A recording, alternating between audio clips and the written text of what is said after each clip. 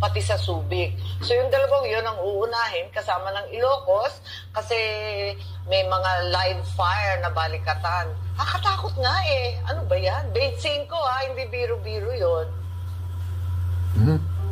Aminin natin ang problema talaga dahil sa tingin ng China, talagang kumampi na tayo sa kalaban nila. Magbigay tayo ng 17 base militar sa pakiwari nila, yung EDCA sites. Talaga mainit ang ulo nila. Natatakot talaga ako habang umiinit diyan sa West Philippine Sea.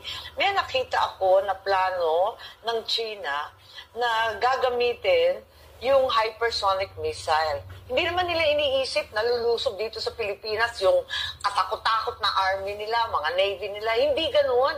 Ang plano, air.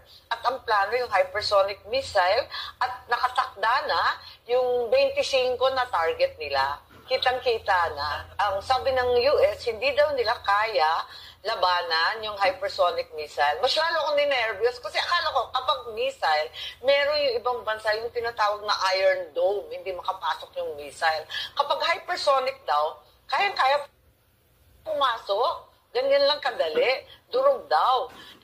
Ano bang klase yun? Kasi sa pagbabasa natin, may mga Brahmin missile na sa Batanes, pati sa Subic. So yung dalawang yun ang uunahin kasama ng Ilocos kasi may mga live fire na balikatan. Nakatakot nga eh. Ano ba yan? Pati sa Subic. So yung dalawang yun ang uunahin kasama ng Ilocos kasi may mga live fire na balikatan. Nakatakot nga eh. Ano ba yan? 25 hindi biro-biro yun.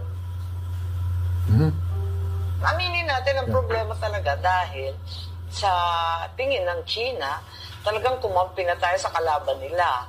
Magbigay tayo ng 17 base militar sa pakiwari nila, yung EDCA sites. Talaga mainit ang ulo nila. Natatakot talaga ako habang umiinit diyan sa West Philippine Sea. May nakita ako na plano ng China na gagamitin yung hypersonic missile. Hindi naman nila iniisip na lulusob dito sa Pilipinas yung katakot-takot na army nila, mga navy nila. Hindi ganoon. Ang plano, air. At ang plano yung hypersonic missile at nakatakda na yung 25 na target nila. Kitang-kita na. Ang sabi ng US, hindi daw nila kaya labanan yung hypersonic missile. Mas lalo akong ninervyos kasi akala ko kapag missile, meron yung ibang bansa yung tinatawag na Iron Dome, hindi makapasok yung missile. Kapag hypersonic daw, kayang-kaya pumasok. Ganyan lang kadali. Durog daw. Ano bang klase yun? Kasi sa pagbabasa natin, may mga Brahmin missile na sa Batanes, pati sa Subic. So yung dalawang yun ang uunahin kasama ng Ilocos kasi may mga live fire na balikatan. Nakatakot nga eh. Ano ba yan? 25 hindi biro-biro yun.